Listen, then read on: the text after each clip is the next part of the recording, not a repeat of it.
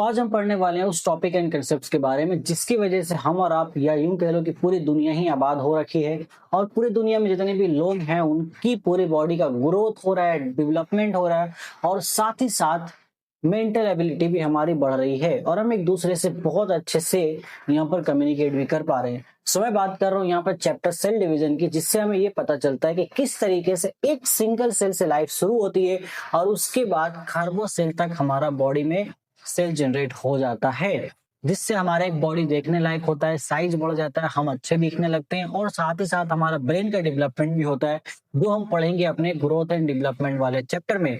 और हम अपने ही जैसा यहाँ पर एक इंसान यहाँ पे रिप्रोड्यूस कर सकते हैं, ये हमें पता चलता है रिप्रोडक्शन वाले टॉपिक को पढ़ के। तो ये सारी चीजें हम वन बाय वन पढ़ने वाले हैं, जो आपको बड़ा ही मजा दिलाएगा इस चैप्टर के अंदर, क्योंकि बहुत इंटरेस्टिंग टॉपिक है और मुझे पर्सनली सेल डिवीजन रिप्रोडक्शन बहुत अच्छा लगता है। तो वो हर एक चीज आपको यहाँ बता दी जाएगी मेरे तरफ से, जो एग्जाम के लिए आपका बिल्कुल इंपॉर्टेंट है। अदरवाइज अगर ये चैप्टर मुझे आपको सिर्फ पढ़ाना हो, मतलब दिल से मुझे ये सिर्फ चैप्टर ही पढ़ाना हो ना, तो मैं 3 से 4 घंटे तक ये सेल डिवीजन चैप्टर आराम से आपको पढ़ा सकता हूँ। वैसे और भी बहुत सारी चीजें हैं, अगर इस चैप्टर को बहुत डिटेल में पढ़ाया जाए, हर एक चीज को खोल के एकदम मतलब दिल में आपके मुझे अगर उतारना हो इस चैप्टर के इंपॉर्टेंस क्या है, क्यों ही इंपॉर्टेंट है हर एक चीज को, तो 10 से 12 घंटे का कंटेंट इसमें आराम से बन जाएगा। इतना बड़ा चैप्टर है ये, बट हमें फिलहाल सिर्फ उतना ही पढ़ना है जितना जरूरी है, जितना एग्जाम में आएगा। उससे ज्यादा पढ़ के क्या ही करेंगे, क्योंकि नॉलेज लेने के लिए टाइम बहुत पड़ा है, लेकिन एग्जाम के लिए टाइम लिमिटेड है, तो एग्जाम के अकॉर्डिंग पढ़ेंगे हम। ओके, तो एग्जाम से याद आया, नोट्स आपको बनाना है, कॉपी कलम निकाल लेना है, पुड़िया पंथी को छोड़ देना, समझे कि नहीं समझे। और जैसे लो लेट करके सुत करके जो पड़े हुए हैं ना, उनको चप्पल फेंक के मारूंगा यहाँ से भी, तो ठीक उठ के बैठोगे, उठ के बैठो, मूवी के जैसा मत देखो, मैं यहाँ मूवी नहीं दिखा रहा हूँ आप लोगों को, ठीक है। उठ के बैठो, नोट्स वगैरह बनाओ। पता नहीं आप लोग बनाते हो कि नहीं बनाते हो, हर लेक्चर में तो बोलता रहता हूँ मैं। खैर, ओवर भी मैंने आपको बता दिया होने क्या वाला है। चलते हैं हम लोग, ज्यादा इंतजार नहीं कराऊंगा, तो फिर आप बोलोगे कितना बकर बकर करते हैं सर। चलो ठीक है, बक बक बंद करते हैं, आगे चलते हैं।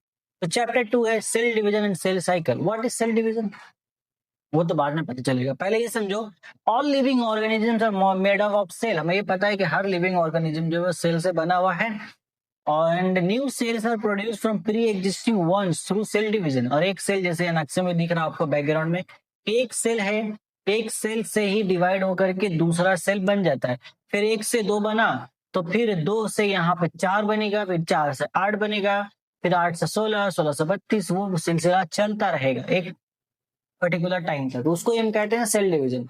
सो this process is fundamental for the continuity of life, reproduction, growth and organisms, ठीक है। एंड क्या लिखा है, रिपेयर इन ऑर्गेनिज्म, रिपेयर मतलब रिपेरेशन का काम भी इसी से होता है भैया, रिपेयर करता बॉडी को हमारा, मस्त ही है ना।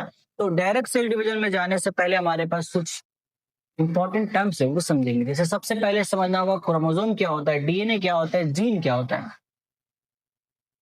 तो बहुत सिंपल है बेटा, मैं एक आपको अलग से समझा। देखो, जीन एकदम बेसिक सा चीज है जिसके अंदर कोई भी एक जेनेटिक इंफॉर्मेशन स्टोर होता है, कोई भी एक इंपॉर्टेंट जेनेटिक इंफॉर्मेशन हो सकता है। जीन क्या है, gene is the unit of heredity. What it is a unit of heredity. तो हेरिडिटी तो कह रहा हम पढ़ेंगे अगले ही चैप्टर में, हेरिडिटी है हमारे पास। Gene is the unit of heredity, ठीक है। तो जीन में कोई भी एक पर्टिकुलर इंफॉर्मेशन स्टोर होता है जिसको हम कहते हैं ट्रेड। अब जब ढेर सारा जीन जब मिलेगा, एक स्ट्रक्चर बनाएगा, तो डीएनए बनेगा, ठीक है। और डीएनए जब कंडेंस हो जाता है, क्योंकि डीएनए ऐसा वायरिंग होता है, 2 से 2.5 मीटर का लंबा ऐसा वायर होता है, ऐसा वायर मिलेगा आपको। जब ये एकदम कंडेंस हो जाएगा, तो कंडेंस होने के बाद एकदम ये क्रोमोसोम बना देगा, ठीक है। तो ये बना देगा आपका क्रोमोसोम। इसकी जो डायग्राम्स होते हैं वो ऐसा दिखाते हैं कि ये हमारा क्रोमोसोम था, क्रोमोसोम को खोला तो डबल हेलिक्स स्ट्रक्चर मिला हमें डीएनए का, फिर डीएनए को अच्छे से खोले तो ये हमें जीन मिल गया, ऐसा होता रहता है ना। याद रखो, जीन से बना डीएनए, मतलब जीन से बना नहीं, जीन था कंबाइन हुआ, डीएनए बना, डीएनए कंबाइन, डीएनए अच्छे से कंडेंस हुआ, क्रोमोसोम बना। याद रहेगा कि नहीं रहेगा, बोलो। तो डीएनए ये जो इस तरीके का जो वायरिंग वाला स्ट्रक्चर में रहता है, इसको क्रोमाटीन बोलते हैं, ठीक है, याद रखना। चलिए आगे चले ना, हाँ चलो। So what is chromosome? Chromosome is thread-like structure made up of a tightly coiled DNA, एकदम tightly coiled, हम पकड़ कर उसको बांध करके डब्बे में बंद कर दिया हमने, कस कर एकदम। एंड प्रोटीन कॉम्प्लेक्स, और उसको बांधने के लिए प्रोटीन यूज करते हैं, कौन सा, तो हिस्टोन प्रोटीन नामी एक प्रोटीन होता है जो कि डीएनए को बांधने में काम आता है, वरना भाग जाएगा कहीं। So they are only visible during cell division, जब सेल डिवीजन होगा तभी विजिबल होगा। ह्यूमन है 23 पेयर्स, टोटल हमारे पास 46 क्रोमोसोम होते हैं और वो पेयर में रहते हैं, अकेला रहना पसंद नहीं करते।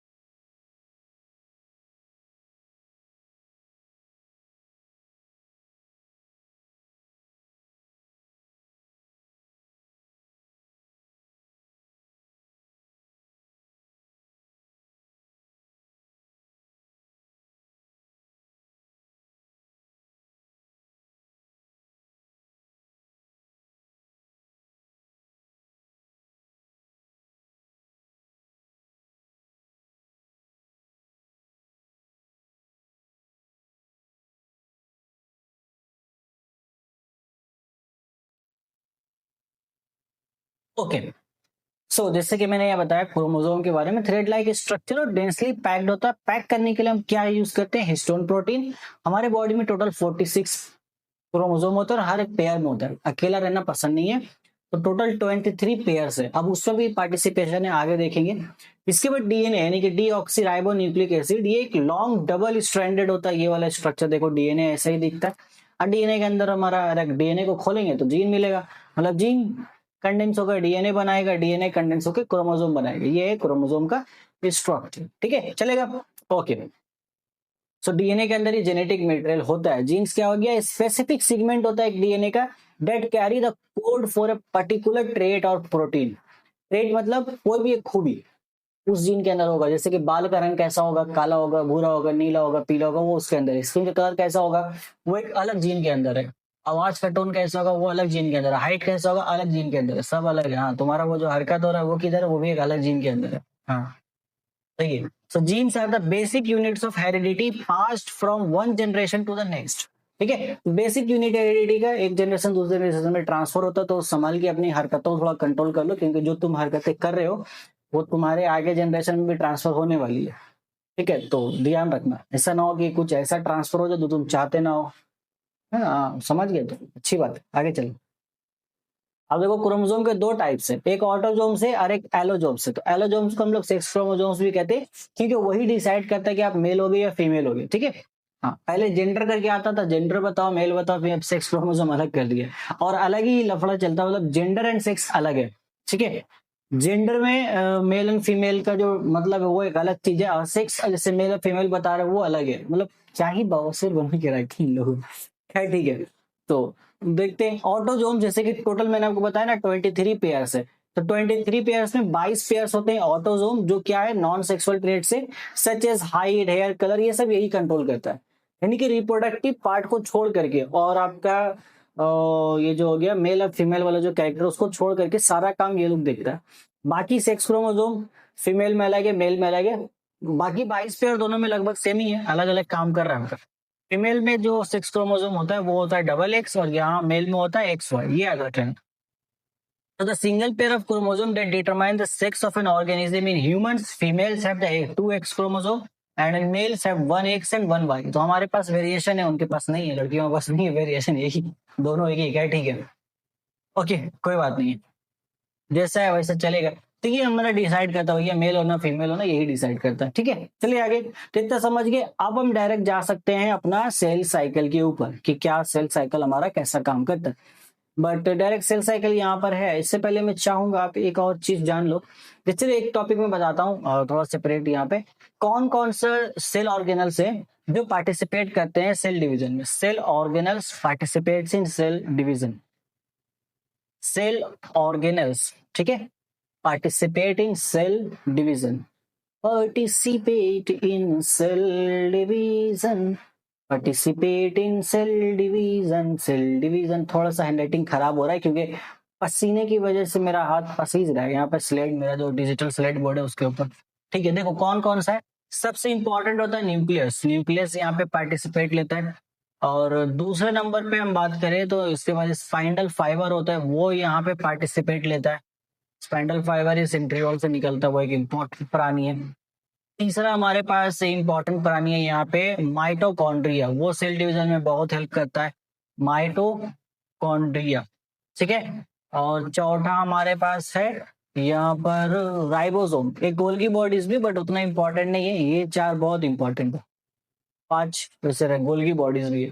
तो ये वो सेल ऑर्गेनल्स है जो कि मेनली, और भी बहुत सारे सेल के पार्ट्स हैं जो पार्टिसिपेट करते हैं, बट ये वो लोग हैं जो डायरेक्टली सामने आके कहते हैं यस हम हैं, हम, हमें तो क्या गम है, हमें यम नहीं है, हमें तो क्या गम है। तो न्यूक्लियस बहुत इंपॉर्टेंट रोल प्ले करता है सेल को अरेंजमेंट में। ये सबसे ज्यादा कहाँ हेल्प करता है, डीएनए का रेप्लिकेशन में। जब डीएनए को डुप्लीकेट करना होगा, क्योंकि डीएनए भी तो डबल होगा ना, तभी तो जाएगा, ट्रांसफर होगा, तो वहां पे जाएगा। स्पाइंडल फाइबर ये सेंट्रियोल से निकलता है बेसिकली। तो असल में स्पाइंडल फाइबर नहीं होता, सेंट्रियोल ही होता है। सेंट्रियोल एक ऑर्गन के तौर पे काम करता है, वो आता है, वो पार्टिसिपेट लेता है, वो स्पाइंडल फाइबर बनाता है। स्पाइंडल फाइबर बेसिकली तार है एक किस्म का, रेशा रेशा तार निकलता है जो क्रोमोसोम को 2 पार्ट में करने में हेल्प करता है, ठीक है। और माइटोकॉन्ड्रिया जिसको हम पावर हाउस ऑफ सेल बोलते हैं, तो ये पावर हाउस का ही काम करता है, एनर्जी सप्लाई करने का काम करता है ये सेल डिवीजन के दौरान। जब न्यूक्लियस डिवाइड हो रहा है, किसी भी तरह का डिवीजन हो रहा है, ये सप्लाई करेगा। राइबोसोम में 3 तरह का राइबोसोम होता है बेसिकली, एक एमआरएनए होता है, ठीक है, एक टीआरएनए होता है, और एक आपका होता है rRNA.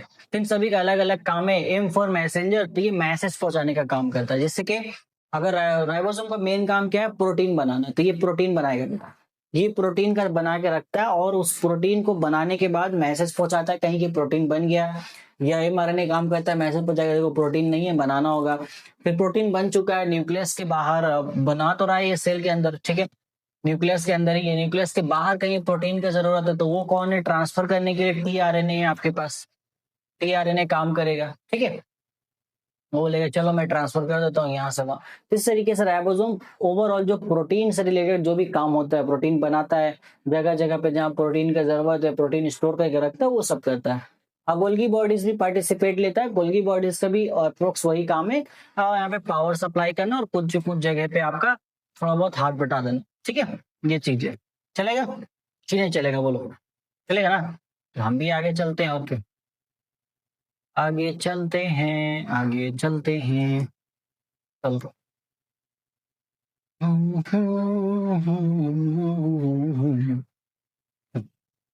Okay, cell cycle chapter 2 एक हमारा सेल डिवीजन पे आते हैं। तो सेल डिवीजन देखो बहुत बड़ा प्रोसेस है, तो उसको छोटे पार्ट्स में हम डिवाइड करते हैं इसको। और चलो एक जगह में साइड में आपको बताते हैं सेल डिवीजन। सेल का जो डिवीजन है, तो बेसिकली जो सेल डिवाइड होता है इसमें 2 प्रोसेस है। सेल के अंदर दो मेन इंपॉर्टेंट आदमी है, एक है न्यूक्लियस, ठीक है, और उसके बाद है साइटोप्लाज्म। न्यूक्लियस है, दूसरा कौन है बेटा, दूसरा है साइटोप्लाज्म, ठीक है। तो न्यूक्लियस का जो डिवीजन होता है, न्यूक्लियस के डिवीजन के प्रोसेस को हम कहते हैं कैरियोकाइनेसिस। कैरियोकाइनेसिस सबसे पूछेगा व्हाट इज कैरियोकाइनेसिस, तो सिंपल कह देना न्यूक्लियस के डिवीजन के प्रोसेस को कैरियोकाइनेसिस कहते हैं। उस तरीके से साइटोप्लाज्म के डिवीजन के प्रोसेस को हम साइटोकाइनेसिस कहते हैं। ये हम समझ गए। तो सेल डिवीजन में सबसे पहला होता है न्यूक्लियस का डिवीजन यानी कि कैरियोकाइनेसिस। अब कैरियोकाइनेसिस में दो फेज है, ठीक है। एक है इंटरफेज, क्या क्या फेज है? दो फेज है। एक इंटरफेज है और दूसरा क्या है? माइटोसिस है, जिसको एम फेज भी बोल देते हैं। ध्यान देना, माइटोसिस को शॉर्ट में एम फेज भी हम बोल देते हैं, ठीक है। और ये दोनों मिलके बनाता है सेल साइकिल। कैरियोकाइनेसिस के अंदर दो स्टेज आ गया, एक इंटरफेस का, दूसरा माइटोसिस का। अब इंटरफेस और माइटोसिस दोनों को कंबाइन करके हम बोलते हैं क्या? Cell cycle. याद रहेगा? याद रखना ही पड़ेगा, नहीं कह सकेगा, रखना ही पड़ेगा, और कोई ऑप्शन ही नहीं है।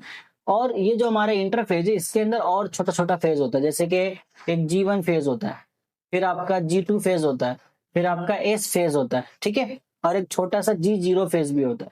तो इन सब में अलग अलग काम है, ठीक है। देखेंगे छोटा छोटा काम है सबका, छोटा छोटा फेज है लेकिन अलग अलग काम। और इसमें सबसे इंपॉर्टेंट है G0 phase. G1 G2 S phase में कुछ कुछ काम होता है, उसके बाद वो काम जब कंप्लीट हो जाता है तो थोड़ा सा रेस्टिंग फेज में जाता है हमारा सेल। वो वाला रेस्टिंग फेज होता है G0। ये रेस्टिंग फेज इसलिए जरूरी है क्योंकि सारा काम हो चुका है। G1 G2 S फेज में वो सब तैयारी होता है जो माइटोसिस से पहले जरूरी है, वो सब तैयारी यहाँ हो चुका होता है। फिर माइटोसिस जो फेज है ये भी अलग अलग फेज में डिवाइडेड है, जैसे कि 4 स्टेज में है। पहले इसमें प्रोफेज होगा, ठीक है। प्रोफेज के बाद इसमें मेटाफेज होगा, ठीक है। मेटाफेज के बाद इसमें एनाफेज होगा, और एनाफेज के बाद लास्ट में इसमें होगा टीलोफेज। लास्ट में तो 4 फेजेस है। तो ये पूरा 4 फेजेस हो रहा है, तो ये पूरा प्रोफेज शुरू होने के लिए भैया ये सब काम यहाँ पे हो जाता है, ठीक है। ये एक ओवरऑल हो गया। अब इतना सब काम हो जाने के बाद यहाँ पे फिर साइटोकाइनेसिस होता है शुरू, समझे। तो इतना सारा काम आपने कर लिया, इतना सारा लंबा चौड़ा काम, इसके बाद हमने बोला ठीक है आप साइटोकाइनेसिस कर लेते हैं। तो साइटोकाइनेसिस बहुत इजी प्रोसेस है, वो तुम देखेंगे आगे। साइटोकाइनेसिस भी होता है, और ये जो प्रोसेस मैंने आपको बताया, ये लगभग जो कैरियोकाइनेसिस का जो प्रोसेस यानी कि न्यूक्लियस का जो डिवीजन का प्रोसेस है, ये प्लांट सेल एनिमल सेल में लगभग सेम होता है। क्या होता है? लगभग सेम होता है। तो हम एनिमल के लिए पहले पढ़ेंगे अपना ह्यूमन बॉडी के लिए। प्लांट्स के लिए ऐसे एग्जाम में पूछते भी नहीं है, बट अगर पूछ ले तो यही होता है, सेम। तो साइटोकाइनेसिस एनिमल और प्लांट दोनों में होता है, तो वो हम देखेंगे। पहले आइए कैरियोकाइनेसिस के बारे में जान ले, है ना। तो इतना बैकग्राउंड मैंने बता दिया। अब आपको सेल साइकिल का मतलब समझ में आ चुका है। सेल साइकिल के अंदर दो चीजें, इंटरफेज है, माइटोसिस है। इंटरफेज के अंदर 4 चीजें हैं, G1 G2 S फेज और G0। याद रहेगा? G0 कौन है? रेस्टिंग फेज है। सेल रेस्ट कब करता है? G0 फेज में। याद हुआ कि नहीं हुआ? हुआ ना? आगे देखो। देखो interphase, this is the longest phase, a period of growth and preparation for division. It's often called the resting phase, but it's actually a time of intense activity. बहुत ज्यादा एक्टिविटी होता है। सबसे पहले देखो G1 फेज में क्या होगा? The cell grows and produce proteins and RNA. G1 phase में सेल प्रोड्यूस करता है, ग्रो करता है, साइज बढ़ेगा और प्रोटीन और आरएनए बनाता है। उसके बाद एस फेज होता है, G1 के बाद एस होता है, फिर G2 होता है। एस फेज में क्या होता है? यहाँ पर सेल डीएनए रेप्लिकेट करता है। डीएनए को डबल करना था, एक डीएनए था हमारे पास, 2 हमने बना लिया उसका, ये यहाँ पे ही हो जाता है। So each chromosome now consist of 2 identical sister chromatids. G2 phase में क्या होगा? The cell continues to grow and prepares for mitosis ensuring DNA has been occupied correctly. तो सबसे पहले G1 फेज में क्या होना है? सेल का साइज बढ़ेगा, आरएनए और प्रोटीन बन जाएगा। फिर उसी प्रोटीन का यूज करके इस फेज में डीएनए को 2 हिस्से मतलब रेप्लिकेट कर लिया जाएगा, एक डीएनए का, दूसरा कॉपी बन जाएगा, ठीक है। जीरोक्स कॉपी बना लिया हमने। इसके बाद G2 फेज में ये इंश्योर किया जाएगा कि थोड़ा सेल और ग्रो हो जाए, और ये भी ध्यान रखा जाता है कि जो भी यहाँ पे डीएनए रेप्लिकेशन हुआ है, जो भी कॉपी बना है नया, वो एकदम करेक्टली बना है कि नहीं, हर चीज कॉपी हुआ है कि नहीं, A to Z, ठीक है। इतना काम होने के बाद थोड़ा सा रेस्टिंग फेज में जाता है सेल G0। उसके बाद माइटोसिस शुरू होता है, और माइटोसिस आपका एक्चुअल डिवीजन का फेज है। क्लियर हो गया? चलो आगे देखते हैं। सो माइटोसिस के अंदर 4 फेजेस है आपके। प्रोफेज, देखो पढ़ लो माइटोसिस क्या है। Mitosis is a type of cell division that produces 2 genetically identical daughter cell from a single parent cell. एक सिंगल पेरेंट सेल होगा, वो डिवाइड होके 2 आइडेंटिकल जेनेटिकल सेल बनाता है आपका। आइडेंटिकल होता है और जेनेटिकली आइडेंटिकल होता है जीन के हिसाब से, और नंबर ऑफ क्रोमोसोम यहाँ पे सेम रहते हैं। और इसको हम लोग क्या बोलते हैं? It's an equal division. So mitosis को हम इक्वल सेल डिवीजन भी कहते हैं। क्यों? Because the number of chromosomes in the daughter cells is the same as the parent cell. Parent cell में अगर नंबर ऑफ क्रोमोसोम 2n था तो दोनों डॉटर सेल जो बने हैं उसमें भी 2n ही होगा। Mitosis is essential for growth, repair and asexual reproduction. ठीक है, तो पहला फेज होता है प्रोफेज। अब प्रोफेज में क्या क्या होता है लिखना, देखो प्रोफेज में क्या होगा, यहाँ पे द क्रोमेटिन थ्रेड्स कंडेंस, जो भी क्रोमेटिन था, जैसे मैंने आपको बताया ना डीएनए क्या होता है, इस तरीके से एक तार रस्सी नुमा चीज में रहता है, तो ये कंडेंस हो जाता है, कंडेंस होके क्रोमोसोम का शक्ल ले लेता है। तो ये काम कहाँ होता है, क्रोमेटिन कंडेंस होके एक विजिबल क्रोमोसोम बनाता है प्रोफेज में। इसके बाद न्यूक्लियर मेम्ब्रेन और न्यूक्लियोलस यहाँ पे डिसअपियर हो जाता है, क्योंकि न्यूक्लियस के ऊपर मेम्ब्रेन होगा तो क्रोमोसोम तो न्यूक्लियस के अंदर ही है, वो थोड़ा रुकावट पैदा कर सकता है, तो न्यूक्लियस और न्यूक्लियर के मेम्ब्रेन सब हट जाता है। और जो भी यहाँ पे डबल मेम्ब्रेन वाले होते हैं जैसे कि गोल्गी बॉडीज, माइटोकॉन्ड्रिया, ये सब डिसअपियर हो जाते हैं कुछ टाइम के लिए, वहां सामने से हट जाते हैं। ऐसा नहीं कि गायब हो गया असल से, नहीं, मतलब कहीं कोना में जाकर छुप गया, बोला मेरा काम ही नहीं है अभी तो मैं क्या करूं, छुप जाता है वो। और स्पाइंडल फाइबर यहाँ पे बन जाता है, ये देखो नक्शे में यहाँ दिख रहा होगा आपको, ये ग्रीन ग्रीन थोड़ा निकला हुआ है ना, तो इसी को स्पाइंडल फाइबर बोलते हैं। स्पाइंडल फाइबर बेसिकली तार है जो कि बाद में यहाँ पे क्रोमोसोम को पकड़ेगा। ठीक है, इसके बाद माइटोसिस में क्या होगा, जो क्रोमोसोम बना था वो इक्वेटर पे ऐसे अलाइन हो जाएगा इस तरीके से। ठीक है, तो मेटाफेज में क्या होगा, the chromosome each with 2 sister chromatids align at the centre of the cell along a plane called the metaphase plate. ठीक है, यहाँ पे अलाइन हो जाएगा, और जो हमारा स्पाइंडल फाइबर बना था वो यहाँ पर इसके क्रोमोसोम के जो सेंटर वाला पार्ट होता है जिसको हम सेंट्रियोल कहते हैं, उसको वो पैक करना शुरू कर देगा, उसको पकड़ना शुरू कर देगा। ठीक है, ऐसा नहीं रहता, मैं यहाँ पे नक्शा बना के आपको दिखा देता हूँ, ऐसा नहीं रहता, ये मैं बनाता हूँ नक्शा। ठीक है, टेंशन नहीं लो, मैं हूँ तो फिर टेंशन किस बात का, टेंशन नहीं लेना कह रहे बाबा। रुको, मैं थोड़ा एक सर्कल बना ही लेता हूँ, मस्त मस्त मस्त मस्त मस्त मस्त। ठीक है, तो इसका आउटलाइन में थोड़ा येलो कलर ही कर देते हैं, और हम लोग इस नक्शे में अंदर ड्रॉ करने के लिए हम कोई और कलर ले लेंगे। जैसे यहाँ पे क्या हुआ, पहला फेज में प्रोफेज हुआ, पहला फेज हमें समझ गया। दूसरा फेज देखो, मेटा फेज से नक्शा बना रहा हूँ यहाँ। अच्छा ठीक है, पहला फेज में देखो क्रोमोसोम ऐसा बन चुका है। ठीक है, सबके पास सिस्टर क्रोमेटिड से इस तरीके से क्रोमोसोम हमारे पास बन चुका है। ये पहला फेज का हम बात कर रहे हैं प्रोफेज। बाकी सब जो गायब होना था वो गायब हो गया। अब यहाँ पे क्या होगा, इसको हम लेते हैं और यहीं पे बनाते हैं दूसरा मेटाफेज। मेटाफेज में क्या होता है, ये लोग इक्वेटर पे अलाइन हो जाते हैं, यानी कि इस तरीके से हमारा जो क्रोमोसोम है वो अलाइन हो जाएगा, ऐसे ये अलाइन हो गया, इधर इस तरीके से अलाइन हो जाता है। और स्पाइंडल फाइबर जो हम बात कर रहे थे, तो यहाँ पे तो स्पाइंडल फाइबर बनना शुरू हो जाता है पिछला ही स्टेज में। तो पिछला स्टेज हमारे जैसे कि सेंट्रियोल होता है, ऐसा सिलेंड्रिकल शेप का प्राणी एक यहाँ पे पार्ट होता है सेल के अंदर जो कि सेंट्रियोल कहलाता है। ठीक है, ये क्या है, सेंट्रियोल, CNTRIO, सेंट्रियोल। इससे स्पाइंडल फाइबर्स निकल जाते हैं इस तरीके से। तब ये सेंट्रियोल जब मेटाफेज में पहुंचता है तो सेंट्रियोल क्या होता है, एकदम पोल पे मूव कर जाता है। एक सेंट्रियोल यहाँ पे मूव हो चुका है, यहाँ पे आ गया नॉर्थ पोल में, और दूसरा सेंट्रियोल जो है वो आपको साउथ पोल में मूव कर चुका है। ठीक है, साउथ पोल में यहाँ पर। और ये क्या कहता है, अब सेंट्रियोल को पकड़ना शुरू करता है, सॉरी सेंट्रोमेयर को। ये जो बीच वाला पार्ट होता है ये आएगा यहाँ पर, एक इसको पकड़ेगा, इसको पकड़ेगा, ये ऊपर वाले को पकड़ेगा, सबका ऊपर वाला हिस्सा। ठीक है, सबका।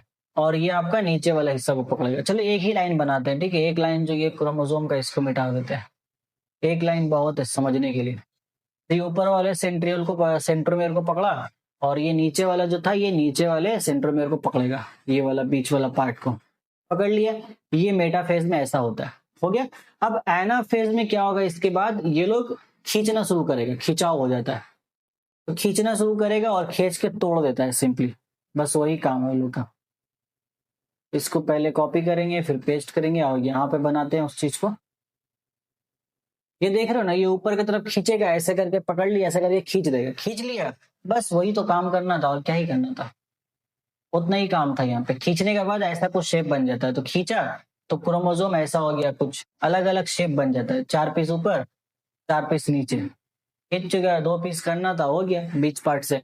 अब यहाँ पे जो हमारा सेंट्रियोल था वो थोड़ा सा अब गायब होना शुरू, अभी भी दिखता है, मैं बना नहीं रहा हूँ, लेकिन एनाफेज में भी सेंट्रियोल रहता है। ये हुआ एनाफेज का बाद।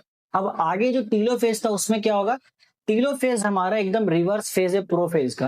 तो जब ये रिवर्स फेज है, इसका मतलब जो चीजें प्रोफेज में हुई थी उसका ठीक उल्टा काम होगा। ओके, तो प्रोफेज में क्या हुआ था, क्रोमेटिन कंडेंस होकर क्रोमोसोम बना। अब ये जो क्रोमोसोम था ये खुल करके फिर से क्रोमेटिन बन जाएगा, खुल जाएगा, ठीक है, फिर से बन जाएगा ये। और हाँ, ऐसा बना लो बेटा। तो ऊपर वाला 4 पार्ट आपको दिख रहा है, ये वाला, ये ऊपर वाला 4 क्रोमोसोम वो अलग से पार्ट आपका क्रोमेटिन का बना लेगा, और उधर वाला अलग से आपका क्रोमेटिन का पार्ट बना लेगा, बना लिया। अब बाकी जितना चीज गायब हुआ था प्रोफेज में, सब चीज यहाँ पे वापस आ जाएगा, सब का सब। इन्वेलप आ जाएगा, न्यूक्लियस इन्वेलप, माइटोकॉन्ड्रिया, राइबोसोम और आपका गोल्गी बॉडी सब वापस आ जाएगा। और इसके बाद न्यूक्लियर इन्वेलप आ गया तो न्यूक्लियस आपको पर्टिकुलरली देखने को मिल जाएगा। तो एट द एंड हमारा जो था आपका टीलोफेज, वहां पे हमें 2 न्यूक्लियस अंदर देखने को मिल जाते हैं। तो ये हमारा प्रोफेज, ये मेटाफेज, ये एनाफेज और एक टीलोफेज हो गया। अब यहाँ पे न्यूक्लियस हमारा डिवाइड हो चुका है। अब लास्ट में हमें न्यूक्लियस, अब न्यूक्लियस 2 हो चुका है, लेकिन दोनों न्यूक्लियस अभी भी एक ही सेल के अंदर है, और इसके अंदर क्या भरा पड़ा है, साइटोप्लाज्म भरा पड़ा है हमारा। तो हमें इसको 2 हिस्सा बनाना पड़ेगा तभी काम बनेगा। अब यहाँ पे साइटोकाइनेसिस आता है, क्लियर है, यहाँ से भी समझा दिया, यहाँ पे लाइन सब पढ़ लेना, सब वही चीज है। ओके, चलो अब इसके बाद होता है साइटोकाइनेसिस। तो साइटोकाइनेसिस क्या है, following this nuclear division cytokinesis occurs where the cytoplasm divides to form 2 separate daughter cell. So plant हमारे एनिमल सेल में क्या होता है, बहुत सिंपल है, क्लीवेज पड़ता है। सेल देख रहे हो, इसके अंदर देखो ये वाला जो प्राणी, ये एक अलग न्यूक्लियस है और ये एक दूसरा न्यूक्लियस है। इसके बीच में हमने यहाँ दरार डाली, दरार कुछ डालते हैं, दरार पड़ता है और 2 हिस्से में टूट जाता है, बस एकदम सिंपल से क्लीवेज होता है। क्लीवेज फरो रेडी होता है, बस बात खत्म। यहाँ पे थोड़ा होता है, सेल प्लेट बनता है, ठीक है, गोल्गी बॉडी आहिस्ता आहिस्ता जमा होता है, सेल का प्लेट बनता है, फिर वो जाके टूटता है, तब जाके ये 2 हिस्से में बढ़ता है। तो प्लांट में थोड़ा सा टाइमिंग लेता है, एनिमल में बहुत जल्दी हो जाता है। तो प्लांट का तो वो रेयर है, पूछेंगे, लेकिन फिर भी इतना बता दिया मैंने, याद रख लेना और थोड़ा सा बुक से पढ़ लेना और डिटेल में, ठीक है। ये हुआ माइटोसिस, ठीक है। सेल डिवीजन का 3 टाइप से, ए माइटोसिस, माइटोसिस और मियोसिस। ए माइटोसिस बहुत सिंपल है, जो कि ए सेक्सुअल रिप्रोडक्शन में काम आता है हमारा।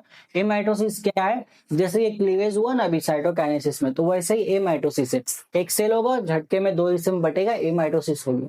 ए माइटोसिस सिंपली यूनिसेलुलर ऑर्गेनिजम्स में होता है, जो कि एक सेल के होते हैं, और माइटोसिस मल्टी सेलुलर ऑर्गेनिज्म में होता है। और एक चीज नोट डाउन करके लिखो कि माइटोसिस जो होता है वो बॉडी के सोमाटिक सेल में होता है, ठीक है, यानी कि जहां पे हमारा ये पाया जा रहा है आपका जो 23 पेयर्स में 22 पेयर्स सब हमारे सोमाटिक सेल। और लास्ट हमारे पास है मियोसिस। तो मियोसिस हमारा रिप्रोडक्टिव सेल में होता है, यानी कि एलोजोम्स, एक ही पेयर जो हमारे पास है, एक सेक्स क्रोमोसोम फीमेल में और एक्स वाई क्रोमोसोम मेल में। तो ये उतना डिटेल में सिलेबस में नहीं दिया गया, जितना था डिटेल में मैंने वो चीज बता दिया। बस डेफिनेशन समझ लो, क्या थोड़ा सा कंसेप्ट बता देता हूँ, बस खत्म बात। क्योंकि ये बहुत ज्यादा लंबा फेज है, उतना डिटेल में पढ़ा ही नहीं गया आपको। बोल रहा है कि meiosis is a specialised type of cell division that produces 4 haploid daughter cell from माने उसमें नंबर ऑफ क्रोमोसोम n होता है जो डॉटर सेल बनता है, form a single diploid parent cell 2n। It is a reductional cell division because the chromosome number is half. Meiosis is crucial for sexual reproduction as it creates gametes. Sperm and cell को fuse करके gametes बनाएगा, फिर उसका further fertilisation होगा तो वो embryo का शक्ल में बनेगा, फिर एक नया ऑफस्प्रिंग आ जाएगा with the half number of chromosome, ठीक है। ये चीज मैं आपको एक छोटा सा डायग्राम से मैं समझाता हूँ आपको।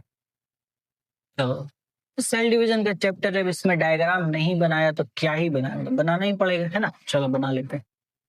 तो बनाता हूं मैं हल्का हल्का, ऐसे ही बना लेते हैं रफली, ठीक है। तो मजा नहीं आ रहा, हटा, बना ही लेते हैं, उसको ही ड्रॉ कर लेते हैं, शेप ले लेते हैं अपना एक, है ना। एक शेप ले लेते हैं।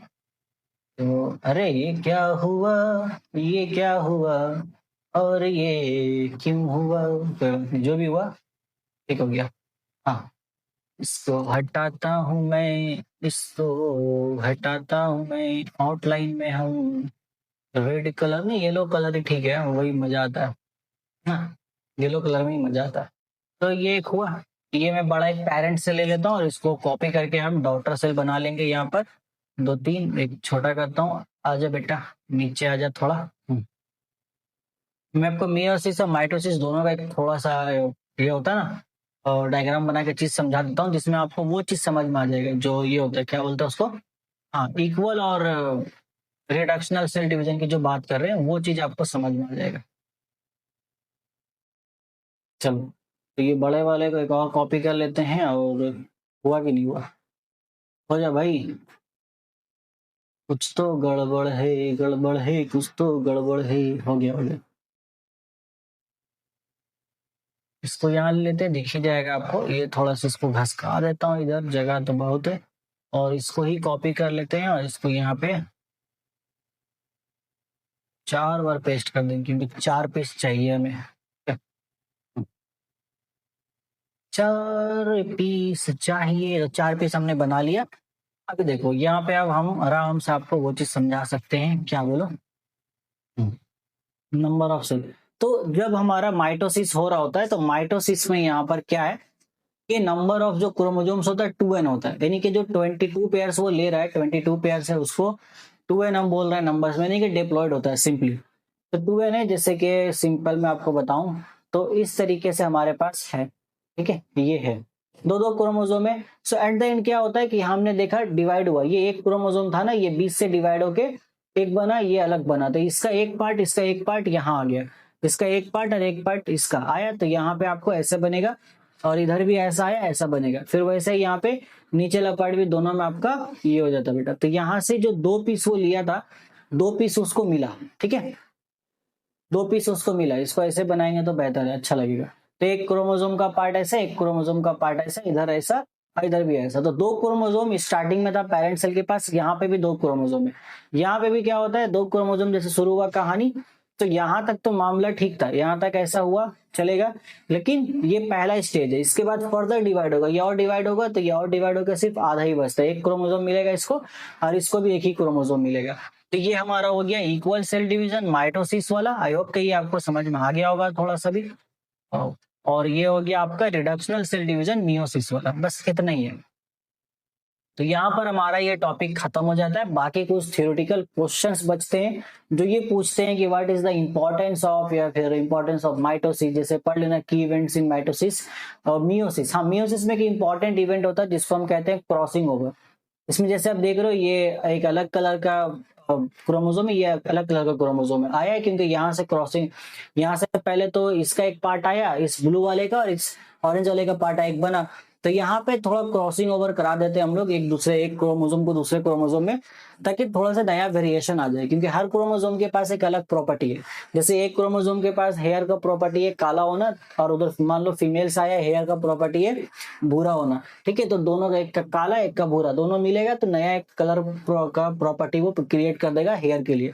तो ऐसा हम कराते हैं ताकि वेरिएशन होता है, और ये वेरिएशन ही बाद में इवोल्यूशन में भी हेल्प करता है। तो आपसे ये एक एमसीक्यू पूछा जा सकता है कि क्रॉसिंग ओवर कहाँ होता है, तो क्रॉसिंग ओवर मियोसिस में होता है। बस इतना ही याद रखना, और ज्यादा कुछ नहीं।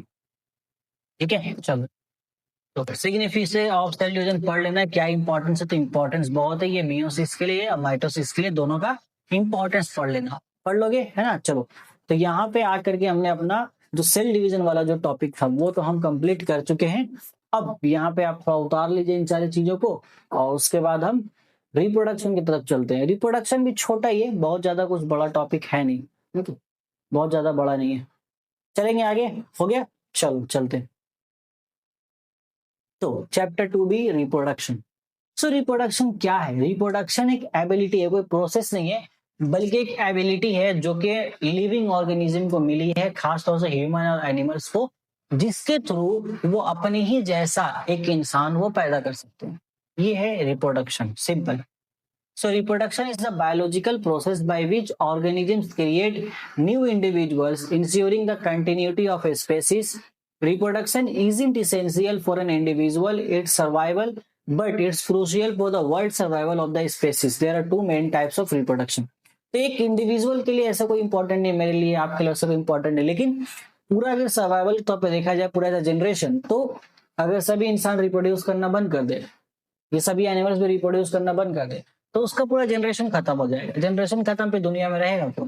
तो जनरेशन की कंटिन्यूटी को बनाए रखने के लिए रिप्रोडक्शन एक इम्पोर्टेंट प्रोसेस है जो करना पड़ेगा। अब इसके मेथड से अलग अलग ऑर्गेनिज्म में तो वो देखेंगे, क्योंकि पूरा प्रोसेस है, तो प्रोसेस तो एक मेथड से होके ही गुजरेगा। पहला होता है एसेक्सुअल रिप्रोडक्शन, दूसरा होता है sexual reproduction. Asexual reproduction single parents के लिए जो कि जेनेटिकली आइडेंटिकल होता है। जैसे बहुत सा है, जैसे कि ईस्ट हाइड्रा में ले लो, तो क्या कहता है, बस फिजन बहुत सारा बर्डिंग वगैरह होता है कुछ कुछ में, बस एक झटका होगा वो टूट करके दूसरा बन जाएगा, उसके बॉडी से ही एक अलग पार्ट बन जाएगा, आपका नया पार्ट बन जाएगा, ये पुराना हो गया बूढ़ा हो गया, उसके बॉडी से अलग बन जाएगा। तो ये सेक्सुअल रिप्रोडक्शन में हमें मल्टीपल ऑर्गेनिज्म, दो ऑर्गेनिज्म नहीं चाहिए, तो एक ही ऑर्गेनिज्म से काम चल जाता है, कोई भी एक हो, एक पेरेंट चाहिए, बस काम खत्म। लेकिन सेक्सुअल रिप्रोडक्शन में दो पेरेंट्स की दरकार होती है जो गैमेट्स बनाते हैं। जैसे कि मेल से स्पर्म मिलता है, फीमेल से एग मिलता है, तो मेल का स्पर्म फीमेल के एग से यहाँ पे फ्यूज होता है, फ्यूज होकर के जाइगोट बनता है, जाइगोट बाद में फर्टिलाइज होगा तो एम्ब्रियो बनेगा, और एम्ब्रियो फिर वो ऑफ स्प्रिंग का शक्ल लेता है। तो कोई भी सेक्सुअल रिप्रोडक्शन हो रहा है ऐसे ही होगा किसी भी एनिमल में। To produce offspring with genetic variation, थोड़ा सा जेनेटिक वेरिएशन होता है उसमें, ठीक है, एकदम डिट्टो कॉपी नहीं होता, जो भी बच्चा होता है वो पेरेंट्स का डिट्टो कॉपी नहीं होता, कुछ वेरिएशन रहते हैं उसमें, और वो वेरिएशन कहाँ होता है, क्रॉसिंग ओवर में, मेयोसिस में, ठीक है। चलो आगे चलते हैं, चलो। सो मोड ऑफ रिप्रोडक्शन में अब ये सेक्सुअल रिप्रोडक्शन कहाँ कहाँ होता है, इसका डिफरेंट डिफरेंट एग्जांपल्स हैं और देखते हैं। So this involves a single parent producing genetically identical offspring. It does not involve the fusion of gametes. It's permanent, that is common in lower plants and animals. So पहला एक mode है reproduction का, asexual reproduction का, fusion, यानी कि टूट जाना। जैसे ये बॉडी है, ये दो ही से ये था, ये टूट के नया बना लेगा। Single cell divides into two binary fusion, जैसे कि एग्जांपल अमेबा, और मोर मल्टीपल फ्यूजन होगा जैसे प्लाज्मोडियम में। तो अमेबा एक था, वो टूट के अपना एक नया ऑफ स्प्रिंग बना लिया, प्लाज्मोडियम मल्टीपल फ्यूजन करता है, एक से ढेर सारा बन जाता है। दूसरा है बडिंग। बडिंग क्या होता है, ए न्यू इंडिविजुअल डेवलप, जैसे कि ये आपको दिख रहा है हाइड्रा का ये प्लांट है, ये प्लांट ऊपर हाइड्रा अलग से, ये देखो ये एक सेपरेट से ये वाला पार्ट निकला है, तो ऐसा बर्ड्स मतलब एक सेपरेट पार्ट निकल आना बॉडी में, वो हाइड्रा कहलाता है। As small outgrowth or bud on the parent body which then detaches and grows independently, ठीक है, फिर बाद में डिटैच हो जाता है, अलग हो जाता है ये पार्ट बॉडी से, और उसके बाद अलग ग्रो हो जाता है। तब तक जिस मतलब जो पेरेंट बॉडी से ये बन रहा था, वो पेरेंट बॉडी फिर ये हो जाता है खत्म।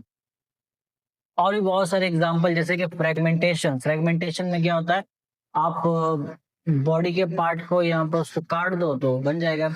रीजनरेशन में भी कुछ ऐसा ही होता है, काट दो तो भी बन जाएगा, ठीक है, ये चीजें होती हैं।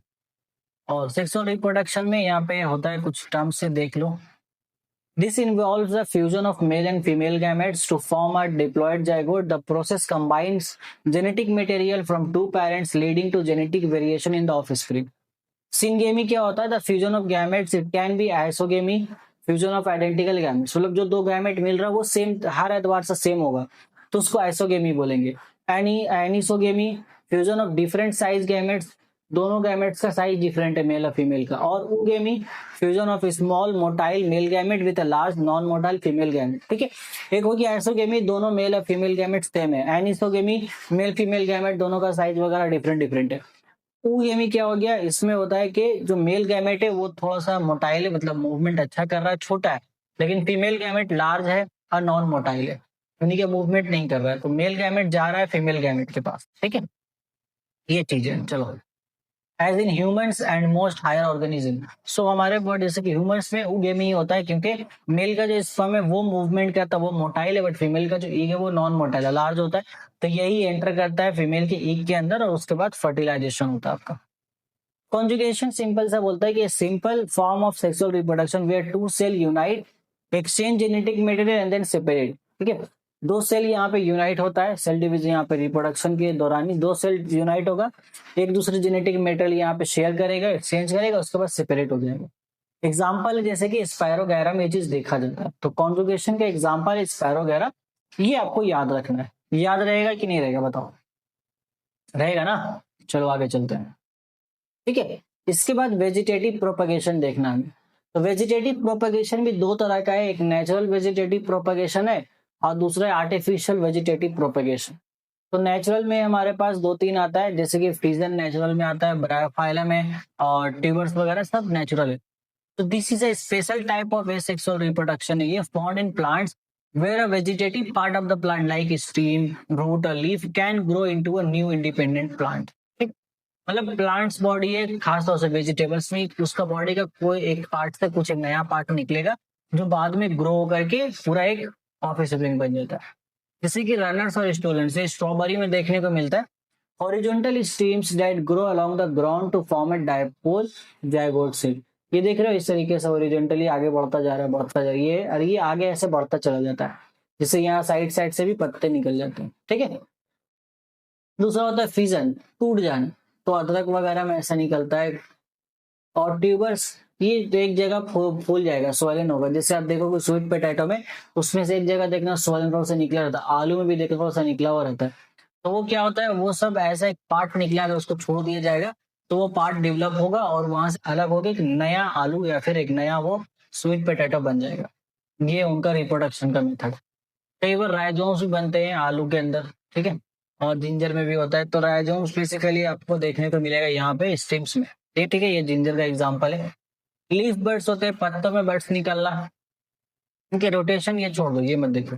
लीफ बर्ड्स होते हैं। और एक ब्रायोफाइलम का प्लांट होता है, उसमें वो एक लीफ बर्ड्स का अच्छा एग्जांपल है। तो याद रखना ब्रायोफाइलम। ओके, याद रहेगा कि नहीं रहेगा? याद रहेगा ना। आगे चलते हैं। ओके, तो आगे हमारे पास है नेचुरल यानी सॉरी आर्टिफिशियल वेजिटेटिव प्रोपेगेशन। ये मैं पिछले क्लास में बता रहा था, कटिंग एंड ग्राफ्टिंग, जब मैं उस दिन पढ़ा रहा था आपको। ये मेथड्स जो कि ह्यूमन ने डेवलप किया फॉर प्लांट रिप्रोडक्शन। हम क्या कहते हैं, इसमें एक प्लांट से एक पार्ट काटते हैं, a piece of stem or root is cut and planted to grow new plant. एक ऊपर का पार्ट हमने काट लिया, स्टेम से काटा। उसके बाद एक सुपीरियर प्लांट लिया जो कि ऊपर जाति का है, और द सी को उसको हम लोग बोलते हैं scion. Is attached to the root system of an inferior but hardy plant the stock to combine their desirable traits. ठीक है। जैसे ऊपर वाला पार्ट जो है, ऊपर का पार्ट हम लेते हैं, थोड़ा नोकीला रख दो उसको, इस तरीके से पार्ट हमने काटा, इसको हम कहते हैं सियोन, SCION। और नीचे वाला पार्ट जिसमें थोड़ा होल रहता है भाई, जिसमें हम इसको अंदर घुसा करके इसको फिक्स कर सके, उसको हम कहते हैं स्टॉक। तो कौन सियोन है कौन स्टॉक है, ये आपको ध्यान रखना है। सियोन को स्टॉक में लगा देंगे, पट्टी देखो बांध दिया हमने, पट्टी बांध के फिर इसको मिट्टी में डाल देंगे, और उसको रेगुलर बेसिस पे हम मैप करते रहेंगे, देखते रहेंगे, संभालते रहेंगे, ध्यान देते रहेंगे।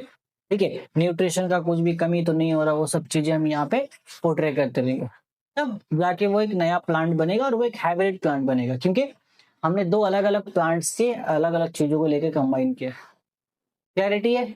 ओके, चलो। दूसरा है माइक्रो प्रोपेगेशन। माइक्रो प्रोपेगेशन हम क्या करते हैं कि किसी भी प्लांट का, मान लो कोई प्लांट एक्सटिंक्ट हो रहा है या बहुत दूर है हमसे, वो प्लांट हमारे एरिया में नहीं मिलता, हमारे कंट्री में नहीं मिलता है, तो उसका टिश्यू हम लेंगे, निकाल लेंगे टिश्यू निकाल के उसको लैब में जाएंगे। ऐसा जो आपको दिख रहा है शीशा, ग्लास टाइप का स्ट्रक्चर हमारा रहता है, तो आधा है ग्लास टाइप का हमारा स्ट्रक्चर रहता है, उसके अंदर हम उसको बंद कर देते हैं। ठीक है, ग्लास टाइप का स्ट्रक्चर बंद है, लेकिन उसको सूरज की रोशनी वगैरह सब दिया जा रहा है, अच्छा न्यूट्रिशन वाला मिट्टी के अंदर उसको दफन किया, मतलब दफन नहीं, गाड़ा गया है, बरी किया गया, ताकि वो आपका ग्रो हो जाए अच्छे से जल्दी। ठीक है, तो वो ग्रो होगा आपका, ये कहलाता है micro propagation. But micro propagation में कुछ प्रॉब्लम्स भी है। So growing plants from a small piece of tissues in sterile laboratory setting to produce a large number of plants quickly. बहुत जल्दी बन जाता है large number of plants, modern technique है, फास्ट है। तो एडवांटेज यही सब। इसका डिसएडवांटेज ये है कि इसको करने के लिए खर्चा ज्यादा है, लैब चाहिए पर्टिकुलर, और ट्रेंड पर्सन चाहिए जो अच्छे से इसको मॉनिटर कर सके इन चीजों को। अदरवाइज कटिंग ग्राफ्टिंग में उतना जरूरी नहीं है, लेकिन माइक्रो प्रोपगेशन में जरूरी है ये चीज। ठीक है, जरूरी है। हो गया, चले। ओके, तो ये चैप्टर तो हमारे यहाँ खत्म ही हो गया। रिप्रोडक्शन में एक बस लास्ट टॉपिक बचता है, जो कि है अल्टरनेशन ऑफ जनरेशन, जो कि फन के पौधे में देखने को मिलता है। दो लाइफ स्टेज होते हैं उसमें, एक स्पर्मेटोजेनेसिस और एक स्पोरोफाइट वाला। तो देख लेते हैं उसमें क्या क्या होता है, बट उससे पहले ये देख लो पार्थेनोजेनेसिस। ये क्या है, क्या बोल रहा है, पढ़ लेना इसको। ये मैं ऑलरेडी बता चुका हूँ, आप इसको पढ़ लेना, जो एग्जाम्पल्स वो एग्जाम्पल्स देख लेना, उसके बाद आगे बढ़ेंगे। बढ़ सकते हैं आगे, कोई दिक्कत परेशानी? ओके, चलो। देखो, अल्टरनेशन ऑफ जनरेशन से आपसे 2 नंबर में ये सवाल पूछा जा सकता है, क्या होता है। So this is a life cycle pattern seen in some plants and animals where a sexually reproducing generation alternates with an asexually reproducing generation. तो एक सेक्सुअली रिप्रोड्यूसिंग जनरेशन जो है वो अल्टरनेट करता है एसेक्सुअली रिप्रोड्यूसिंग जनरेशन से। Shortcut में समझाता हूँ आपको, एक डिप्लॉयड मैंने स्पोरोफाइट हमने एग्जांपल ले, फन का पौधा का एग्जांपल ले लो, इसका पहला लाइफ का ये फन का पौधा जब लाइफ स्टार्ट होता है उस स्टेज को हम स्पोरोफाइट कह रहे हैं, तो उस वक्त ये डिप्लॉयड होता है, ठीक है। फिर ये गैमेट स्टेज में जाता है, मतलब फ्यूज होता है, तो उस स्टेज को हम गेमेटोफाइट कहते हैं। और जब ये गैमेट बन रहा होता है तो यहाँ पर इसको जो स्टेज होता है वो एन हो जाता है, यानी कि हैप्लॉइड हो जाता है। फिर गैमेट बना, फिर वापस जाइगोट बनेगा, फिर स्पोर्स का फॉर्मेशन होगा, फिर वापस से ये बनता है। तो इस तरीके से सेक्सुअल से एसेक्सुअल के बीच में अल्टरनेट होता रहता है। शॉर्टकट में बस इतना ही समझ लो, ज्यादा नहीं, क्योंकि आपसे वो वही पूछेगा, बस यही डिफिनेशन पूछेगा क्या होता है और कुछ नहीं पूछेगा, ठीक है। और एग्जाम्पल देना होगा अल्टरनेशन ऑफ जनरेशन का, तो एग्जाम्पल फन देना, FER एंड फन, ठीक है, बस यही है। हो गया, चलो। तो ये हमारे पास चैप्टर 2B भी खत्म हुआ। 2C है और 2D है, दोनों ही छोटा छोटा है। 2C में तो आपको फ्लावर के बारे में जानना है, तो इसको उतारना उतार लीजिए, फिर हम आगे चलेंगे, थोड़ा सा हम बात कर लेंगे आपके किसके बारे में, sexual reproduction in flowering plants के बारे में, ठीक है। चलो चले, हो गया, चलो तब चलते हैं, चलो। तो चैप्टर 2C में क्या है, sexual reproduction in flowering plants. So the flower is the reproductive organ of a plant. एक प्लांट का रिप्रोडक्टिव ऑर्गन होता है कौन, flower. Responsible for producing seeds, seeds बनाता है ये, फ्रूट्स बनाता है। And it is essential a modified shoot with specialized leaves arranged in 4 concentric holes on swelling base called the thalamus। Thalamus के आसपास इसका स्ट्रक्चर पाया जाता है, इंपॉर्टेंट है किसी भी प्लांट के लिए। तो हमें बेसिकली पहले तो ये जान लेना, देखो बहुत सारे पार्ट यहाँ आपको नक्शे में दिख रहे होंगे, बट मैं अलग से बताता हूँ कि कौन कौन सा मेन 4 पार्ट है इसके। कैलिक्स है, कोरोला है, स्टाइल है, सिग्मा है। अब उसमें से कौन सा मेल रिप्रोडक्टिव पार्ट है, कौन सा फीमेल रिप्रोडक्टिव पार्ट है, मेल रिप्रोडक्टिव पार्ट कैसा फीमेल रिप्रोडक्टिव पार्ट से मिल रहा है। मेनली पोलन ग्रैंड्स ही होता है यहाँ पर, मेल गैमेट्स। तो मेल गैमेट जो पोलन ग्रैंड्स है वो कैसे फीमेल पीक से मिल रहा है जाके, वो देखना होगा, बस उतना ही देखना है। उसके बाद का तो पता ही है, मिलने के बाद फर्टिलाइजेशन होगा और नया फ्लावर नया प्लांट बनेगा, ठीक है। चलो, तो ये मेन स्ट्रक्चर है, 4 पार्ट इसमें मेन होते हैं। पहला है calyx.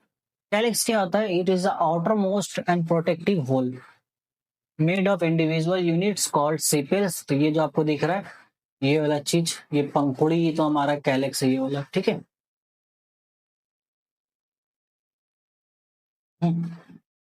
They are typically green and protect the flower bud. तो टिपिकली ग्रीन होता है बाहर का हिस्सा, फ्लावर बर्ड अंदर का जो है हिस्सा है उसको वो प्रोटेक्ट करता है। कोरोला क्या है, सेकेंड होल है, तो मतलब सेकेंड दूसरा पार्ट है, made of brightly coloured petals.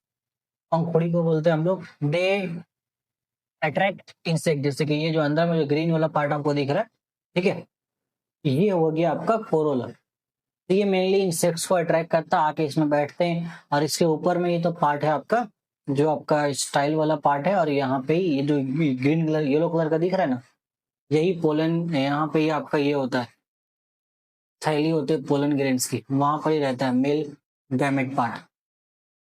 And other animals for pollination, तो पोलिनेशन के लिए मेन वो अट्रैक्ट करती है।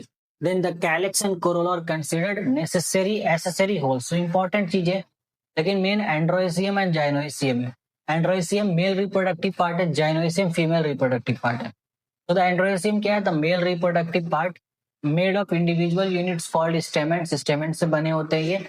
Each stamen has a cylinder filament hand and जैसे कि इस तरह का स्ट्रक्चर होता है आपका, जैसे ऐसा लंबा सा स्ट्रक्चर होगा सिलेंड्रिकल शेप का, और ऐसा ऊपर में थैला होगा हमारे पास जिसमें पोलन ग्रेन्स जमा होता है। तो ऐसा कुछ स्ट्रक्चर होता है एंड्रोइसियम का।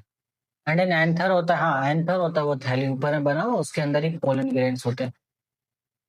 विच produces pollen grains, gynoecium female reproductive part. तो ये अंदर वाला पार्ट आप देख सकते हो, यही आपका जाइनोइसियम है जो इस तरीके से ओवल शेप में है, ओवेरी है, ठीक है। और उसके अंदर आपको एग्स देखने को मिल सकते हैं येलो शेप के।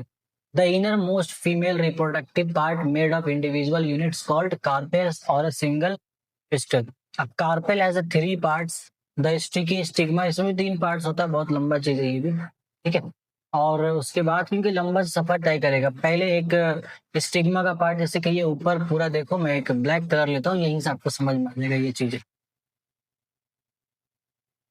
ये पूरा बीच वाला आप देख रहे हो, तो ये एक पूरा लंबा रास्ता होता है जिस रास्ते को तय करके मेल गैमेट को आना पड़ता है। पोलन ग्रेन मान लो इस पे आया, तो पहले तो ये पूरा लंबा रास्ता वो तय करेगा, जिसको हमने क्या नाम दे रखा है, इसको हमने आई थिंक स्टाइल स्टिग्मा नाम दे। पूरा लंबा रास्ता तय करेगा, उसके बाद ये अंदर गिरेगा, यहाँ ओवेरी के पास आएगा, फिर ओवेरी से अंदर वो हो जाएगा, फिर वहां पे ईग है, तो वहां पे भी प्रोटेक्शन होता है। उसको जब पार करेगा फिर वो जाके ईग से फ्यूज करेगा। इतना सारा प्रोटेक्शन होता है, बताओ कितना मेहनत करना पड़ रहा है बेचारे को। Recessive pollen, the connecting style and the sole and basal ovary. ठीक है, तो यही इस तरीके से हमारा होता है।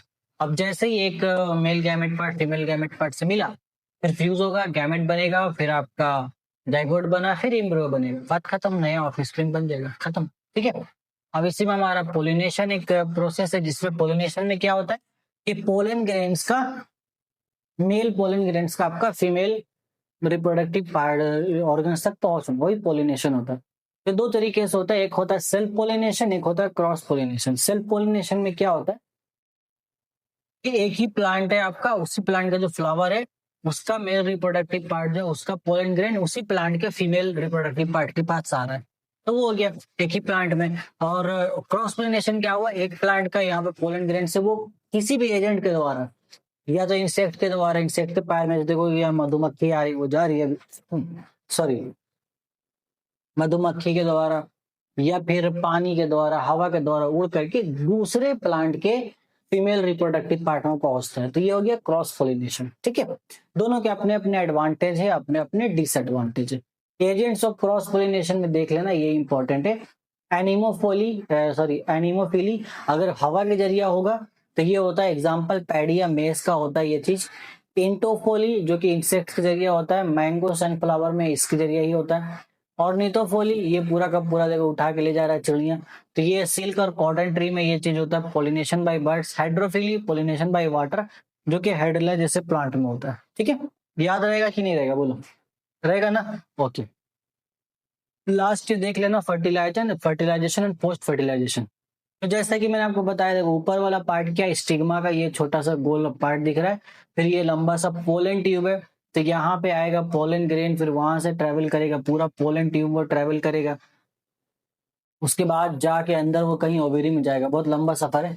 ठीक है, तो after a pollen grain lands on the stigma, जैसे स्टिग्मा पे लैंड करता है, it germinates and grows and pollen tube में जनरेट हुआ, फिर उसके through down the style to the ovary, ovary तक पहुंचता है, फिर फर्टिलाइजेशन प्रोसेस स्टार्ट होगा, where the male gametes यानी कि sperm nuclei from the pollen tube fuse with the female gametes again definite nucleus within the ovule, oval के अंदर ही सारा काम होगा। हाँ, जब एक बार एक मेल गैमेट्स पहुंच गया तो जो ओवेरी है वो रास्ता बंद कर देगी दूसरे मेल गैमेट को आने के लिए, क्योंकि एक मेल गैमेट आ गया, एक ओवेरी, एक इग से उसने ओवेरी के अंदर एक इग से फ्यूज कर लिया, गैमेट बन गया। इसके बाद गैमेट बन जाने के बाद अब फिर फर्टिलाइजेशन है सिर्फ, तो उसके बाद ओवेरी अपना रास्ता बंद कर देगी कि दूसरा ना आ जाए, वरना लाइन से तो और भी बहुत सारे पोलन ग्रैंड्स आ रहे होंगे। ठीक है, ये चीज है। तो क्या प्रोटेक्शन नेचर ने दे रखा है, बताओ, उसको कैसे पता, मतलब गैमेट यहाँ पे आ गया, उसके बाद काम खत्म, उसके बाद उसने रोक दिया, है कि नहीं, बोलो। ठीक है, एक डबल फर्टिलाइजेशन भी होता है, इसका डिफिनेशन हो सकता है एग्जाम में आपसे पूछ ले, तो ये आप रीड कर लेना, मैं उतना इसमें बताऊंगा, ये रीड कर लेना। ठीक है, और पोस्ट फर्टिलाइजेशन चेंजेस क्या होता है, फर्टिलाइजेशन होने के बाद क्या क्या चेंजेस होता है, और देखते हैं। तो the ovary develops into fruit, fertilisation हो गया, ओवेरी एक फ्रूट में डेवलप होगा, और सीड में पहले तो सीड में डेवलप होता है, उसके बाद फ्रूट में डेवलप होता है। ठीक है, एंड देन जाइगोट डेवलप हो जाता है एम्ब्रियो में, उसके बाद the endosperm nucleus develops into, endosperm nucleus develop हो जाता है इनटू एंडोस्पर्म में, which provides food for the embryo, and this changes ensure the protection, nourishment and dispersion for the embryo, securing the next generation of for the plant. ठीक है, यही सब चीजें। तो यहाँ पे आपका जो पार्ट था sexual reproduction in flowering plants वाला, वो भी कंप्लीट हो गया। इसके बाद हमारे पास एक छोटा सा ही पार्ट बचा है, जो कि ग्रोथ एंड ह्यूमन डेवलपमेंट का, छोटा है, बहुत छोटा है, उसमें तो ज्यादा कुछ है ही नहीं, तो वो हमारा मुश्किल से 10 से 15 मिनट में खत्म हो जाएगा। अगर आप चाहो तो आप एक ब्रेक लेके आ सकते हो, तो लेकिन मैं तो जाने वाला हूँ नहीं फिलहाल, अभी मैं भी इसको कंप्लीट कर ही लेता हूँ, उसके बाद ही उठेंगे, थोड़ा खाना पीना कुछ खाएंगे, और उसके बाद फिर आपको अगला चैप्टर भी पढ़ाना है। कौन सा है? चैप्टर 3 है हमारे पास, और चैप्टर 3 में I think heredity and evolution है ना? हाँ वही है। फिर चैप्टर 4 में, नहीं चैप्टर 3 में हेरिडिटी एंड इवोल्यूशन तो नहीं है, हेरिडिटी, अच्छा heredity and common genetic disease है, वही तो। इवोल्यूशन एडेप्टेशन है चैप्टर 4, उन लोगों का कॉम्बिनेशन अलग है, तो वो तो और भी छोटे छोटे चैप्टर है, वो तो हाफ एन आवर्स में ही सबके सब निपट जाएंगे। चलो ओके, आगे चलते हैं। चले आगे, ओके। हाँ देखो, ग्रोथ एंड डेवलपमेंट में सिंपल भाषा में समझा देता हूँ आपको। ग्रोथ डेवलपमेंट यहाँ से समझ लो। ग्रोथ क्या होता है? ह्यूमन बॉडी में या कोई भी एनिमल बॉडी में आपका साइज का बढ़ना, मास का बढ़ना, परमानेंटली चेंज होना, वो होता है ग्रोथ। ठीक है, साइज बढ़ेगा, हमारे बॉडी का मास बढ़ेगा, वेट बढ़ेगा, वो हो गया ग्रोथ। और ये एक इरिवर्सिबल चेंज होता है, ये ध्यान रखना। ग्रोथ कैसा चेंज है? एक इरिवर्सिबल चेंज है, परमानेंट चेंज है, जिसमें वॉल्यूम बढ़ता है, ड्राई मास बढ़ता है किसी भी ऑर्गेनिज्म का। और प्राइमरली ये क्यों होता है? सेल डिवीजन की वजह से होता है। तो ग्रोथ का मेन चीज है सेल डिवीजन की वजह से होना। और ग्रोथ एक मेन पार्ट है डेवलपमेंट का, बट डेवलपमेंट एक ब्रॉडर प्रोसेस है that includes differentiation and mutation. Development क्या है? एक series of progressive, irreversible and qualitative changes है with an increase in complexity and specialisation, includes differentiation and maturation. So growth में simply हम nutrition खाते हैं, फूड खाते हैं, उसकी वजह से हमारा बॉडी का साइज बढ़ता है, हमारे बॉडी का मास बढ़ता है, और वो इरिवर्सिबल होना चाहिए। एक बार ग्रोथ बढ़ गया, वापस से फिर ग्रोथ घटेगा नहीं। ठीक है, ये चीज है। और डेवलपमेंट क्या है आपका? टाइम टू टाइम, उम्र के साथ साथ, उम्र जैसे जैसे बढ़ता है, तो उस उम्र के बढ़ने के साथ साथ हम लोग मेंटली किस तरीके से प्रिपेयर होते हैं, अपने आसपास की चीजों को देखने का जो सेंस ऑफ ह्यूमर होता है, सेंस ऑफ एबिलिटी होता है, उसको हम कैसे चीजों को सीखते हैं, हम बिहेवियर कैसे सीखते हैं, किसी भी चीज के अगेंस्ट में कैसा बिहेव करना है, कौन सा सिचुएशन में कैसा रिएक्ट करना है, तो वो सब चीजें होती है। हर एक उम्र में अलग अलग चेंजेस होता है, वो डेवलपमेंट कहलाता है। ठीक है, तो ग्रोथ का भी हमारे पास ये होता है, फेज होता है, फेज ऑफ ह्यूमन ग्रोथ। और ग्रोथ के टाइप्स का ये छोड़ दो, ये मत पढ़ो क्योंकि वो अपने सिलेबस में है नहीं। हाँ, पेजेस ऑफ ग्रोथ मैं बता देता हूँ, जो मैंने यहाँ लिखा नहीं है। अगर डायरेक्ट हम वहां चले गए आपके इसमें, तो इसको हटा देते हैं। हम यहाँ पे इसी पेज में आपको समझा देते हैं फेजेस ऑफ ग्रोथ। ठीक है, इसको हटा देते हैं। फेजेस ऑफ ग्रोथ में 3 स्टेज आता है। ठीक है, आ जाओ। आप किसकी बात कर रहे हैं? कौन से फेज की? फेज ऑफ ह्यूमन ग्रोथ की बात कर रहे हैं। फेज ऑफ ह्यूमन ग्रोथ के याद रखना। और वैसे प्लांट में भी यही होता है, तो आप एनिमल ग्रोथ भी इसको हम बोल सकते हैं। प्लांट में भी लगभग यही 3 स्टेजेस है। पहला स्टेज है सेल डिवीजन का। पहले जो सेल हमारा एकदम अंधाधुंध डिवाइड होगा, तभी तो जाके साइज बढ़ेगा बॉडी का। ठीक है, तो पहला होगा सेल डिवीजन, अंधाधुंध डिवाइड। उसके बाद होगा सेल इलोंगेशन। सेल डिवाइड हो चुका है, अब जो सेल डिवाइड हो चुका है उन सारे सेल का साइज बढ़ेगा, उसके अंदर पानी इंटेक किया जाएगा, साइज बढ़ेगा, लंबाई बढ़ेगा, तो वो प्रोसेस हमारा कहलाएगा सेल इलोंगेशन। तीसरा होता है सेल डिफरेंशिएशन। सेल डिफरेंशिएशन में क्या होगा आपका? यहाँ पे अब सेल अपना अलग अलग काम पे लग जाएगा। ठीक है, तो यहाँ पे सेल डिवाइड हो गया, यहाँ पे सेल का साइज हमने बढ़ा दिया, सेल का साइज और मास हमने दोनों बढ़ गया, अब सेल बड़ा हो चुका है। यहाँ पे सेल डिफरेंशिएशन में मैच्योरेशन वाला स्टेज आता है। मतलब सेल हो चुका है, अब सेल यहाँ पे कंबाइन हो गया, ऑर्गन बनाएगा, मैच्योर होगा, और सभी ऑर्गन्स को अलग अलग काम दे दिया जाएगा। बोलेगा भाई तू हार्ट है तो धड़कने का काम कर, तो किडनी है तो वाटर फिल्टर का काम कर, तो लीवर है तो अपना डाइजेशन का काम देख, तो लंग्स है तो पंपिंग का काम देख ले, पंपिंग नहीं मतलब एक्सेल इनहेल का काम देख ले, ऑक्सीजन का। तो ये सारा ऐसा होता है। बस इतना ही 3 फेज है ह्यूमन ग्रोथ में। ठीक है, अब डेवलपमेंट की हम बात करते हैं, तो ह्यूमन डेवलपमेंट में भी बहुत सारे फेजेस है। सबसे पहला फेज है इन्फेंसी का, यानी कि जो बर्थ हमारा होता है। ठीक है, दूसरा फेज है हमारे पास चाइल्डहुड। तो इन्फेंसी कब से कब होता है? 0 ईयर से लेके 2 ईयर्स, बच्चा जब पैदा हुआ उस वक्त से लेके 2 साल तक के टाइम को हम कहते हैं इन्फेंसी। ये एक ऐसा पीरियड होता है जब रैपिडली चेंज होना शुरू हो जाता है, हमारा बॉडी में एक रैपिडली सेल डिवीजन होता है, बच्चा थोड़ा बहुत सेंस करना शुरू कर देता है, थोड़ा बहुत चीजों को समझना शुरू करता है, रिस्पॉन्स करना शुरू नहीं करता। 2 से 10 साल का जो उम्र होता है, इस बीच में बच्चे बहुत तेजी से चीजों को, मतलब बहुत तेजी से यहाँ पे इंक्रीजिंग इंडिपेंडेंस और कोग्निटिव डेवलपमेंट होता है, और सोशल लर्निंग भी यहाँ पे होता है।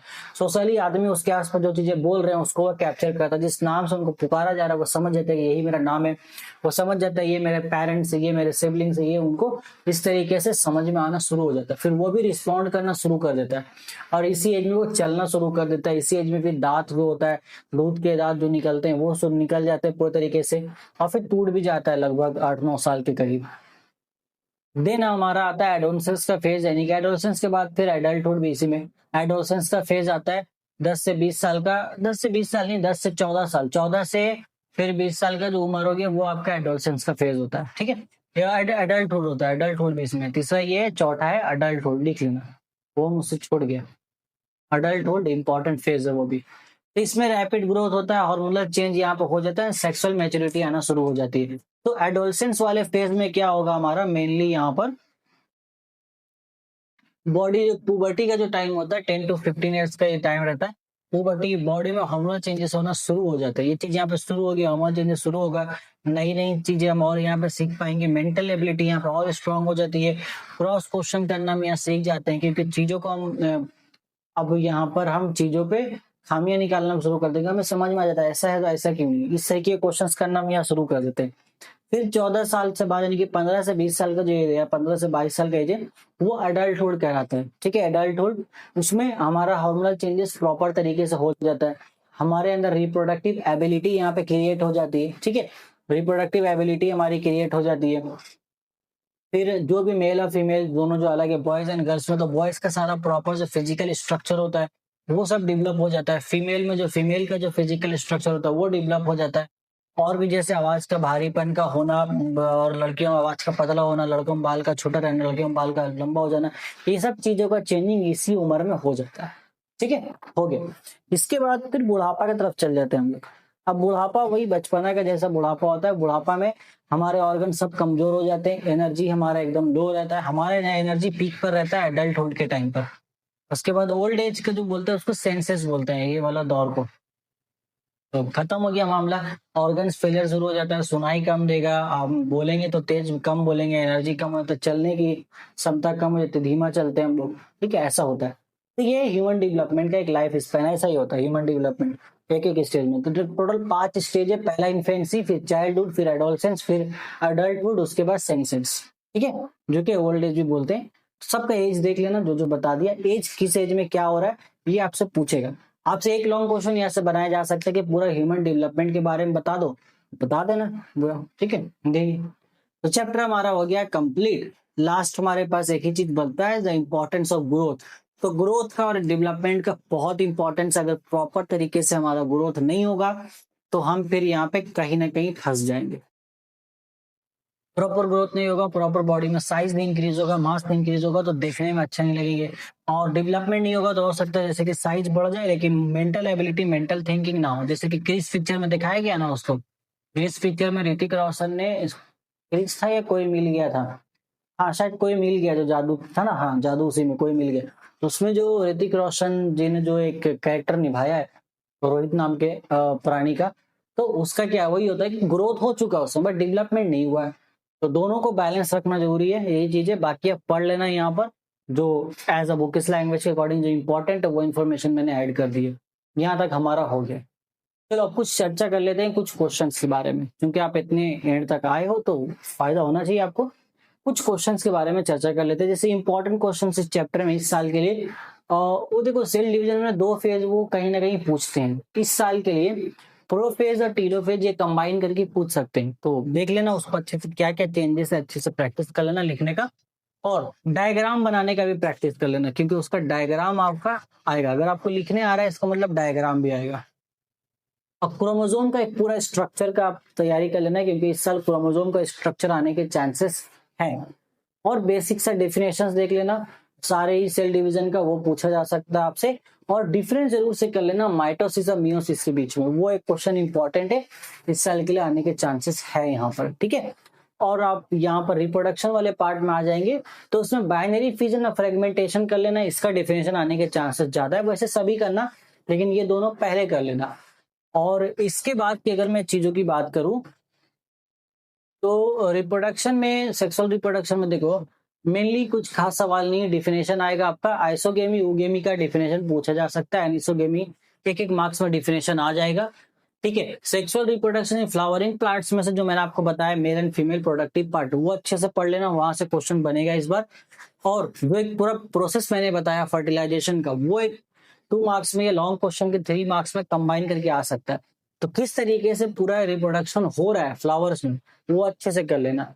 अब ग्रोथ एंड डेवलपमेंट में, ग्रोथ एंड डेवलपमेंट का डिफरेंस कर लेना आप अच्छे से, वो एक क्वेश्चन आ सकता है। बाकी ह्यूमन डेवलपमेंट का फेजेस लिखने को आ सकता है, पूरा फेज नहीं आएगा, कोई 2 फेज वो दे देगा आपको, 6 फेज 5 फेज मैंने बताया, 5 और 6 से प्रैक्टिस कर लेना, ठीक है, क्योंकि 5 में से कोई 2 फेज आपको देगा और पूछेगा कि किस फेज में क्या क्या चेंजिंग होता है, तो वो आपको बताना पड़ेगा। बस इतना ही है, इतना कर लो, आपका बेड़ा पार है। एग्जाम में इसके अंडर से ही क्वेश्चंस आपको देखने को मिल जाएंगे। तो यहाँ पे हमारा चैप्टर 2 हो जाता है कंप्लीट। फिर हम मिलते हैं अपने नेक्स्ट लेक्चर में, जहाँ पे हम चैप्टर 3 को करेंगे। चैप्टर 3 तो छोटा ही है, वो और भी जल्दी कंप्लीट हो जाएगा, ठीक है। तब तक take care, till then goodbye and all the very best for your board exams.